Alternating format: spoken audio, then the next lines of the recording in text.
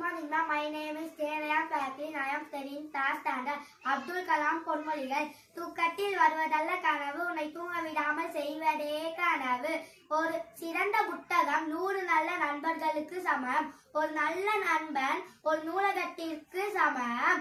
அறிவு ஒன்றுதான் அச்சத்தை முறிக்கும் அரிய மருந்து. அழகை பற்றி கனவு காணாதீர்கள், அது உங்கள் கடமையை பாழாக்கிவிடும்.